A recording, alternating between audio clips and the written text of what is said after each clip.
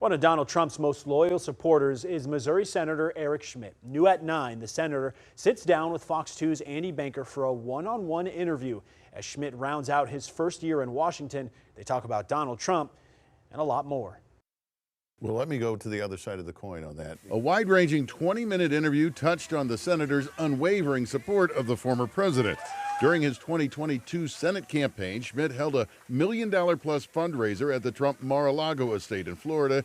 He said they remained close. I have endorsed him. I was one of the first senators in the country to endorse him. I stay in regular contact. I think he's going to win. He gave little merit to Mr. Trump's legal troubles, which now include the state Supreme Court decision to remove him from Colorado's presidential primary ballot. He's the first former president with a mugshot, the first to face criminal indictments for allegedly trying to overturn a presidential election and keeping classified documents after leaving office. I think all this has backfired. People see this as for what it is, which is a political prosecution and banana republic stuff. So help you God. I do.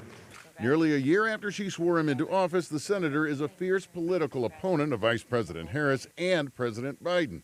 He says the Democrats are pushing what he calls an extreme climate agenda, but that includes nearly $200 million federal dollars for a factory in South St. Louis that will make battery components for electric vehicles and create more than 150 jobs. And it's going to go online next year. I mean, that's a real thing. It is. Isn't But that I think, good? But I think we got to be honest, Andy. The reason Is it good? jobs are great, but the truth is that those aren't just happening because the market is demanding it. The government is pushing hundreds of billions of dollars that way. He says Americans pay the price when the federal government racks up debt by the trillions, fueling inflation. It's the reason why there's sticker shock when families are trying to buy snacks for their kids' lunches. I mean, this is the real stuff, right? This is why people think the country's headed in the wrong direction. His first year in the Senate included his proposal to eliminate federal offices of diversity, equity, and inclusion. He is a leading opponent of President Biden's southern border policies.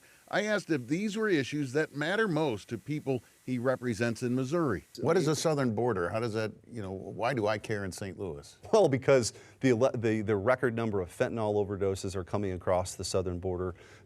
We're fooling ourselves if we don't think there are terrorists that have come across who want to do bad things in the United States. This is a national security issue. This freshman senator from Missouri is staking out his place on the American political right.